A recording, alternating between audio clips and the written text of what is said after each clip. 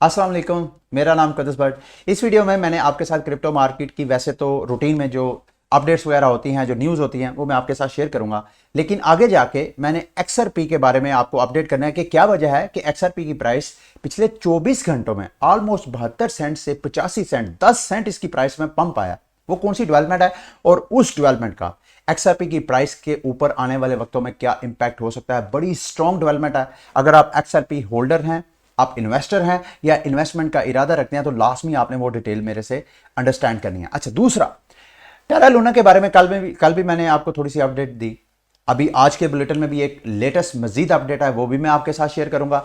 लेकिन crypto market की तरफ अगर आप देखें तो मार्केट ओवरऑल आपको उसी रेंज में ट्रेड होती हुई नजर आ रही है। मार्केट में नया पैसा नहीं आ रहा।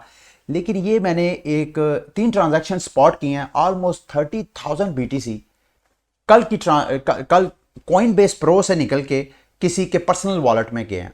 अब नोबडी नोस कि क्या ये कोई बिग वेल है जिसने बीटीसी बाय किया है। अगर बीटीसी उसने बाय किया, 30,000 बीटीसी जो है किसी ने खरीदा है, तो उससे प्राइस में पंप तो आना चाहिए। लेकिन प्राइस में उतना ज्यादा पंप नहीं आया।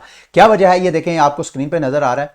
ये एक ट्रांजैक्शन है जो कि 9,866 बीटीसी, इसके अलावा 9,900 बीटीसी और इसी तरह 9,843 बीटीसी, ये 3 ट्रांजैक्शंस की हैं कॉइनबेस पे। ये आपको फ्रॉम नजर आ रहा है कॉइनबेस। ये तीनों ट्रांजैक्शन जो हैं वो कॉइनबेस से हुई हैं। ये देखें, ये भी फ्रॉम कॉइनबेस और ये भी फ्रॉम कॉइनबेस।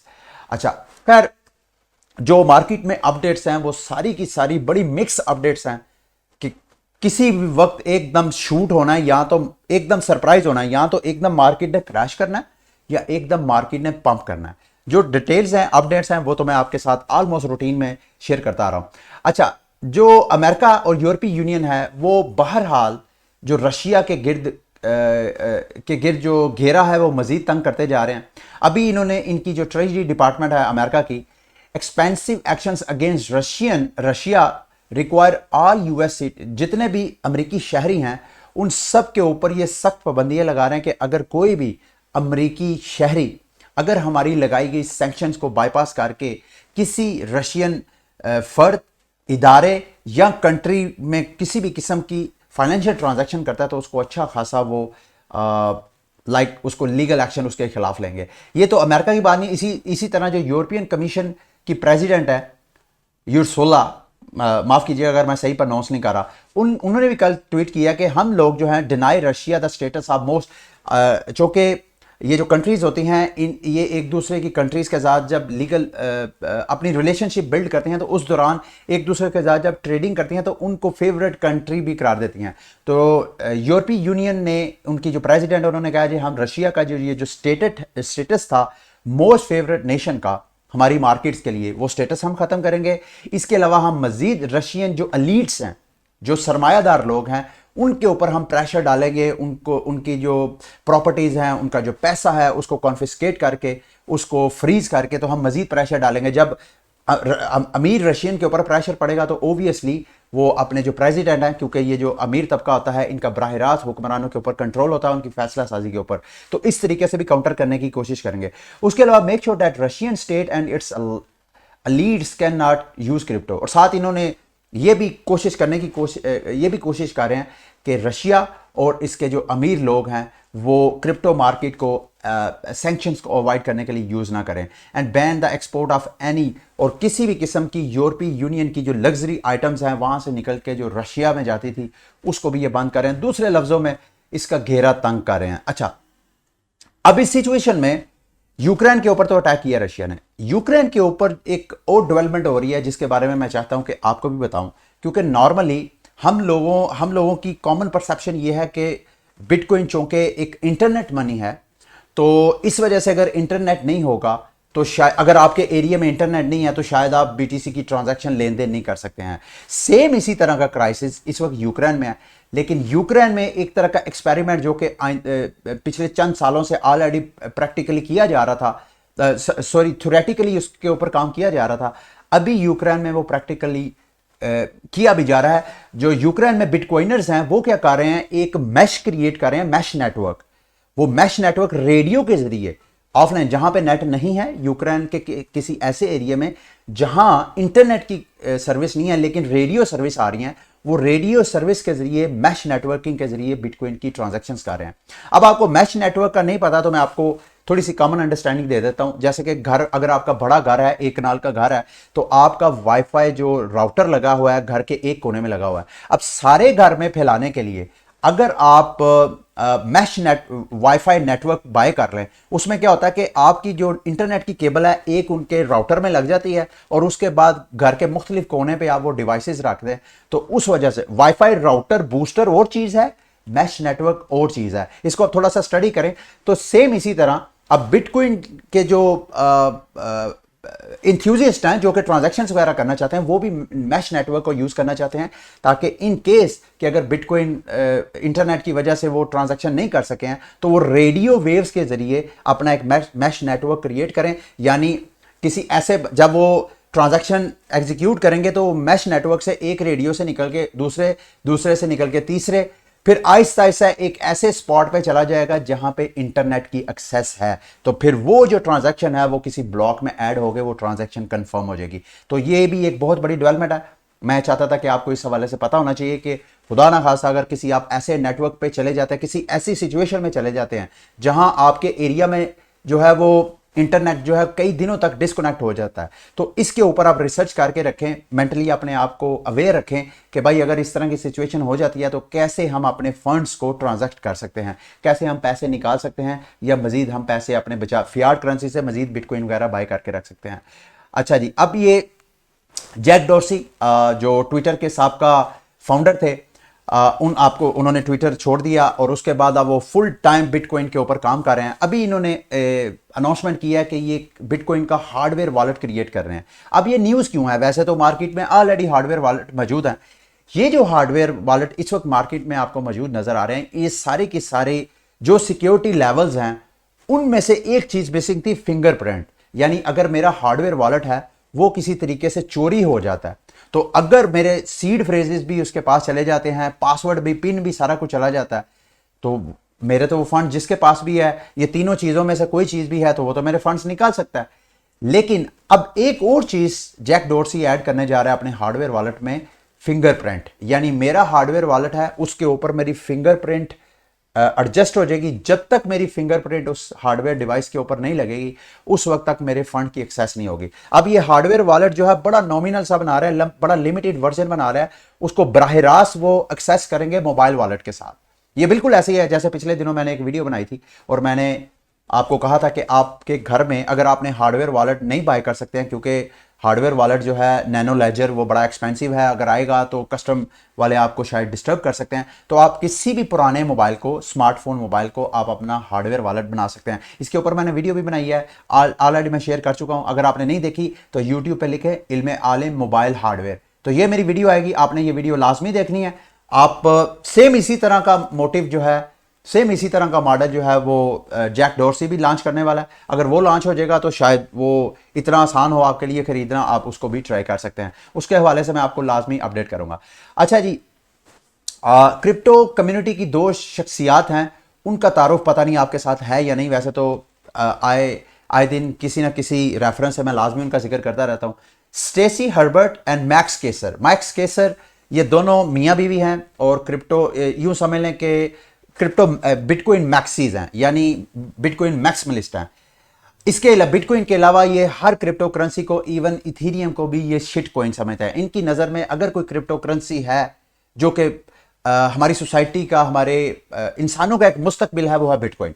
तो ये मैं इनके साथ क्यों न्यूज़ शेयर कर रहा हूँ, ये एल सल्वाडोर में है पिछले कई माह से, और वहां पे आपको पता है एल सल्वाडोर में बीटीसी को लीगल टेंडर करा दिया गया। उसके ऊपर रिसर्च करके अब इन्होंने एल जोंटे कैपिटल नाम की एक फर्म लॉन्च की है जिसमें ऑलमोस्ट ये 5 मिलियन की इनको प्लेज फंडिंग हो गई है। अब ये फर्म इन्होंने क्यों क्रिएट की है, ये चाहते हैं कि जितने नए नए बिटकॉइंस के हवाले से जो प्रोजेक्ट्स आने वाले वक्तों में डेवलप होंगे उन प्रोजेक्ट्स में ये इन्वेस्टमेंट करेंगे, उनको स्टार्टअप को सपोर्ट करेंगे ताकि बिटकॉइन का नेटवर्क जो है वो मज़ीद स्ट्रांग हो। अब इसके अलावा, इस न्यूज़ के अलावा आपको ये भी बताता चलूं कि इस माह के अंदर अंदर एल सल्वाडोर ने अपने 1 बिलियन डॉलर के जो बिटकॉइन बैक्ड बॉन्ड्स हैं वो भी इशू करने हैं। और उसके बाद मेरी नज़र में बीटीसी की प्राइस को लाजमी पंप करना चाहिए, और ये उस वक्त होगा अगर ये जो बॉन्ड है ओवर सब्सक्राइब्ड हो जाता है, यानी 1 बिलियन से ज़्यादा की अगर डिमांड होती है तो फिर एकदम मार्केट शूट करेगी। ये मेरा गैस है, तो आपने इसकी भी तैयारी लाजमी करनी है, ठीक है।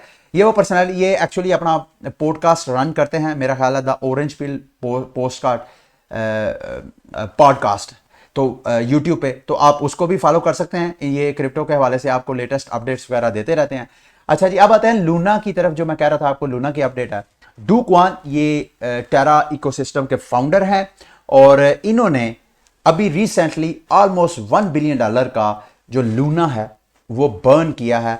बर्न करके जो यूएसटी वो लेंगे, वो यूएसटी जो इनका एंकर प्रोटोकॉल के पीछे रिजर्व है, मेरा ख्याल है उसको ये बोलते हैं टेरा फाउंडेशन लैब ने, ये देखें यहाँ पे है, Terra Foundation lab has donated 12 million additional. Already आपको कल मेरा ख्याल है कल परसों नहीं, 1-2 हफ्ता पहले मैंने आपके साथ न्यूज़ शेयर की थी कि एक फाउंडेशन इन्होंने रिजर्व फाउंडेशन एक क्रिएट की है, ताकि अगर दोबारा आइंदा आने वाले किसी वक्त में दोबारा इनका इकोसिस्टम बैठ जाता है, इनके रिजर्व वगैरह इम्बैलेंस हो जाते हैं, तो उस जो सेफगार्ड फाउंडेशन इन्होंने क्रिएट की होगी वहां से ये फंड्स लेंगे। उसी के अंदर 1 बिलियन की ऑलरेडी रिजर्व में फंडिंग रखी हुई है, और अभी $1 बिलियन की ये मजीद रखेंगे। अब इससे इसकी मैसेजिंग क्या है, इसका इनके इकोसिस्टम के ऊपर, लूना की प्राइस के ऊपर क्या इंपैक्ट होगा। पहले नंबर पे तो मेरे दोस्तों भाइयों, ये 12 मिलियन लूना की सप्लाई अगर कम होगी, क्योंकि जब कभी यूएसटी इनका जो स्टेबल कॉइन है उसको मिंट करना होता है, उसकी सप्लाई बढ़ानी होती है, तो पीछे यानी जब यूएसटी की डिमांड बढ़ती है तो पीछे से लूना को बर्न करके उस डिमांड को पूरा किया जाता है। तो अभी जब 12 मिलियन लूना को बर्न किया जाएगा, तो ओब्वियसली लूना की प्राइस जो है सप्लाई कम होने की वजह से पंप करेगी, और साथ उधर जो यूएसडी की डिमांड है वो भी बढ़ेगी, और साथ यूएसडी के रिजर्व में वो $1 बिलियन की सरमायाकारी पड़ी रहेगी। तो इन केस आइंदा लॉन्ग टर्म मैं देख रहा हूं कि यूएसडी और लूना की प्राइस जो है वो अच्छी खासी स्टेबल रहेंगी, ठीक है। अच्छा, आगे जाते हैं। लूना की प्राइस लाजमी पंप करनी चाहिए। अभी ये दोबारा इसने अपने $100 के करीब प्राइस को टच किया, फिर दोबारा अब मार्केट अपनी करेक्शन कर रही है लूना की। होपफुली इसकी प्राइस जो है वो ऊपर जाएगी। इसका ये कतन मतलब नहीं है कि आप यहाँ पे बाय करके बैठ लें, ये भी मुमकिन है कि आप बाय कर लें तो इसकी प्राइस जो है दोबारा $150 की सफ़र जारी करे, लेकिन यह भी मुमकिन है कि जैसे ये 3 बार यहां पे रेजिस्टेंस इसको मिली है $100 के, दोबारा उस रेजिस्टेंस पे फिर करेक्शन कर रहे। तो आपने अगर इसके ऊपर इन्वेस्टमेंट की प्लानिंग करनी है तो लॉन्ग टर्म जहन में रखे कि भाई आइंदा 5-6 माह तक मैंने होल्ड करना है, और 5-6 माह तक अगर मार्केट बुलिश टर्न लेती है तो इसकी प्राइस जो है $100 से ऊपर आपको जाती नजर आएगी। लूना की प्राइस को पंप करने के लिए एक और कीमियाई मरकब मैं आपके साथ शेयर करता हूं, यानी एक और कैटलिस्ट अपडेट है, वो मैंने आपके साथ शेयर करनी है। ये मिसारी एक डाटा एनालिस्ट कंपनी है जो कि बड़ी बड़ी जो वेंचर कैपिटलिस्ट कंपनीज होती हैं उनकी सरमायाकारी को मॉनिटर करती है, वॉच करती है। उनकी रिपोर्ट के मुताबिक टेरा इस वक्त जितनी भी टॉप क्रिप्टो एसेट्स हैं उनमें नंबर 1 पे आ रही है। यानी इस वक्त टेरा के ऊपर जो वेंचर कैपिटलिस्ट हैं, जो सरमायाकार इदारे हैं, वो सबसे ज्यादा इन्वेस्टमेंट कर रहे हैं। इनके साथ साथ इसके दूसरे नंबर पे आते हैं सोलाना के पास एवलांच, फिर पोल्काडॉट, कॉस्मोस, नियर प्रोटोकॉल, और आगे list go on and on. अच्छा, उसके अलावा अच्छा मिसारी की एक और रिपोर्ट भी मैं आपके साथ शेयर कर देता हूं, फिर उसके बाद हम आगे बढ़ते हैं। मिसारी ने एक और रिपोर्ट शेयर किया कि जो पिछले साल का Q4 था, यानी दिसंबर 2021 तक, उन्होंने ये डाटा ऑब्जर्व किया है कि जो सरमायाकार हैं, जो कंपनीज हैं, वो ज्यादातर ये छोटे मोटे प्रोटोकॉल यानी DeFi, data management, derivatives, lending, borrowing platform की बजाय, इन्वेस्टमेंट करने की बजाय, वो दो मार्केट्स को टारगेट कर रहे थे क्रिप्टो मार्केट की। एक स्मार्ट कॉन्ट्रैक्ट बेस्ड जो ब्लॉकचेन्स हैं उनके ऊपर इन्वेस्टमेंट, और दूसरा उनके ऊपर लॉन्च होने वाले जो डेक्सेस हैं उनके ऊपर ये कंपनीज वगैरह इन्वेस्टमेंट कर रही हैं। क्यों कर रही थी? क्योंकि आपको पता है डेक्स किसी भी ब्लॉकचेन को उसकी सक्सेस और उसकी नाकामी की मेन जो बेस है वो डेक्स होता है। आप क्यों कार्डानो की प्राइस को अभी तक उस तरह पंप होता हुआ आपको नजर नहीं आ रहा है, जैसा कि हम सब मिलके उसकी हाइप क्रिएट करते हैं, जैसे कि उसके बारे में आपको पॉजिटिव फीडबैक देते हैं। उसकी वजह यही है कि उसके ऊपर लॉन्च होने वाले जो प्रोटोकॉल्स हैं उनको जब तक कोई अच्छा सक्सेसफुल सही वर्केबल डेक्स नहीं मिलेगा, उस वक्त तक उनके ऊपर जो टोकन्स वगैरह स्वैप नहीं होंगे, उनकी जो ब्लॉकचेन है वो सक्सेस नहीं होगी। ठीक है, अब मैंने आपके साथ ये एक बैंकर हैं, उनकी एक ओपिनियन शेयर करनी है, साथ में अपना एनालिसिस भी शेयर करूंगा। गो के मेरी ओपिनियन उस तरह की तो नहीं होगी। ये बैंकर हैं चार्ल्स गुडहार्ट। इन्होंने एक इंटरव्यू दिया है, उसमें इनकी नज़र में दुनिया में जो महंगाई है, इन्फ्लेशन है, कई दहाइयों तक मज़ीद फैलेगी और मज़ीद बढ़ती जाएगी। ये मैं इस वजह से आपके साथ शेयर कर रहा हूँ मेरे दोस्तों भाइयों, हमारे मुल्क में भी सबसे बड़ा जो मेन इशू है, हमारे मुआशरे की जो मेन प्रॉब्लम है वो है महंगाई। तो मैं आप सब दोस्तों को एक मैसेज देना चाहता हूं, उन दोस्तों को जो कि इमरान खान के अलावा दूसरे हुक्मरानों की तरफ देख रहे हैं। जैसे पहले दूसरे हुक्मरान थे तो हम इमरान खान की तरफ नज़र लगा के बैठे थे कि ये आएगा तो हमारे हालात बदलेंगे। अब इमरान खान ने जीना तंग किया हुआ है गरीब लोगों का महंगाई की वजह से, तो अब लोग जो हैं वो उन्हीं आसरों की तरफ जा रहे हैं जिनसे जान छुड़ा के आएंगे। मैं आप सबको ये कहना चाहता हूं कि आपने अगर खुशहाल जिंदगी गुजारनी है तो महंगाई को यू कांट स्टॉप इट। एक काम आप सब कर सकते हैं, घर के जितने अफराद हैं सब मेहनत करें और अपने लिए रोजगार के मौके पैदा करें। जरूरी नहीं आप क्रिप्टो मार्केट के हट के भी से मार्केट से हट के भी आप कोई मेहनत मजदूरी करें, कोई बिजनेस सेटअप करें छोटे मोटे। दूसरे लफ्जों में कहना आपको ये चाह रहा हूं, महंगाई से का रोना धोना करने की बजाय इसके साथ फाइट करने की कोशिश करें। हुक्मरान कोई भी है, डज नॉट मैटर। हाँ, हमारे अच्छे हुक्मरान का हमारे मुआशरे के, हमारी जो मुआशरत है उसके ऊपर इंपैक्ट होता है। अच्छा हुक्मरान आपको ऐसा इन्वायरमेंट देगा जहां आप अच्छे तरीके से रोजगार, बाइज्जत तरीके से रोजगार कमा सकें, आपको सिक्योरिटी दे सके, आपको अच्छी तालीम दे सके, आपके लिए, आपके बच्चों के लिए, आपके बड़ों के लिए और आपकी फैमिली के लिए अच्छी सेहत मुहैया कर सके। ये हुक्मरानों के लिए चीज़ें हैं, लेकिन मेन चीज़ पैसा, जो हमारे यहाँ आम जो लोग हैं उनका सबसे बड़ा मसला है। पैसा कमाने के लिए मेहनत करें, मेहनत में कोई आर नहीं है। और हुक्मरानों को बुरा भला कहना खुदारा छोड़ दें, खुद अब मेहनत करें। अच्छा, लास्ट में जो XRP की प्राइस है वो पंप क्यों की है, ये अमेरिका में आपको मैं थोड़ा सा आपकी मेमोरी रिमाइंड करवा देता हूं।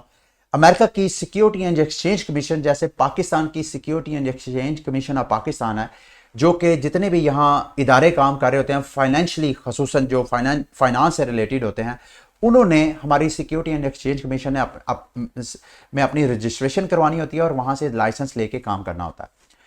इसी तरह अमेरिका में भी है। अमेरिका में SEC जो है उन्होंने XRP को नोटिस जारी किया कि आपने जो ICO अपना करवाया था, इनिशियल कॉइन ऑफरिंग, ये एक सिक्योरिटीज हैं, यानी बिल्कुल जैसे स्टॉक एक्सचेंज में जब कोई कंपनी अपने आप को लिस्ट करती है, पब्लिक को अपने शेयर सेल करती है, अपने टोकन सेल करती है, स्टॉक टोकन्स, तो वो सबसे पहले हमारी जो सिक्योरिटी एंड एक्सचेंज कमीशन होती है वहां पे अपने आप को रजिस्टर करवाती है, वहां से लाइसेंस लेके मतलब सिक्योरिटी जमा करवाती है कि भाई मैं जितने टोकन दे रहा हूं मैं एक वैलिड बिजनेस हूं।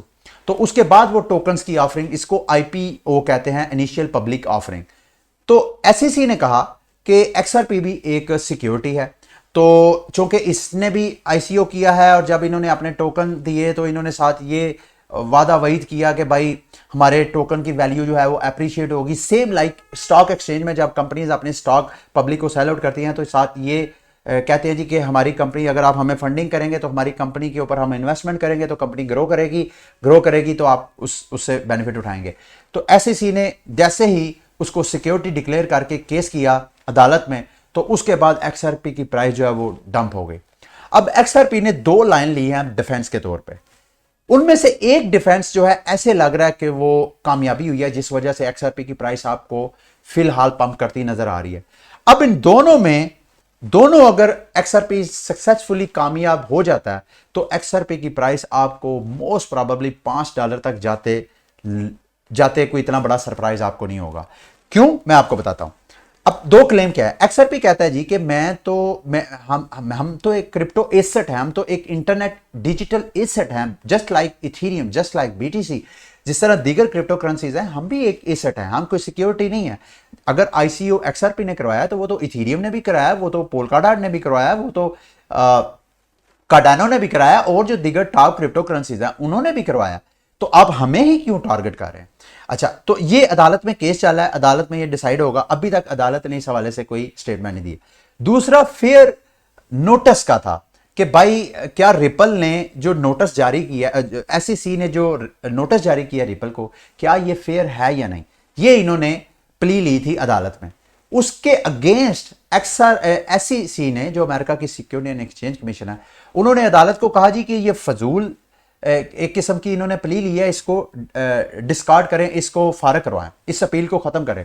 लेकिन जो वहां की अदालत है, ये जज है Analisa Torres, United State District जज है, इन्होंने कहा है the SEC does not contend that Ripple's affirmative defence is untimely and the court shall not conclude at this early stage of the case that Ripple defense is invalid।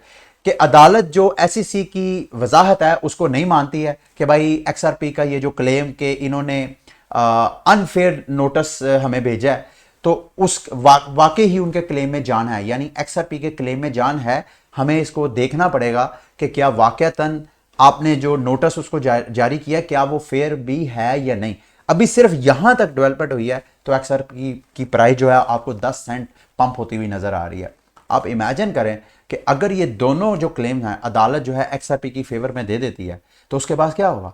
सबसे पहले XRP की price dump क्यों हुई? क्योंकि XRP को सारी exchanges ने जो कि अमेरिका में काम कर रही हैं उन्होंने डीलिस्ट कर दिया, और जैसे ही अदालत एक्सआरपी के हक में फैसला देगी तो एक्सआरपी दोबारा कोइनबेस पे लिस्ट होगी, दोबारा बाइनांस यूएस पे लिस्ट होगी, या दीगर जो टॉप एक्सचेंजेस है जो यूएस में काम करती हैं उनमें जब दोबारा लिस्ट होगी, तो जब दोबारा लिस्टिंग होगी तो प्राइस लाजमी ऊपर पंप करेगी।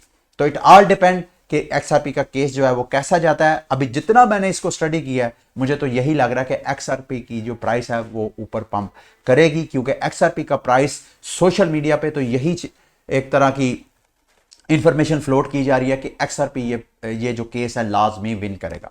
अगर करेगा तो मैंने भी एक्सआरपी होल्ड किया हुआ है, ऑलमोस्ट 80 सेंट के ऊपर मैंने बाय किया हुआ है, तो मैं भी वेट कर रहा हूं कि अगर ऐसा होता है तो ऊपर पंप होता है तो उसका लाजमी मुझे बेनिफिट होगा।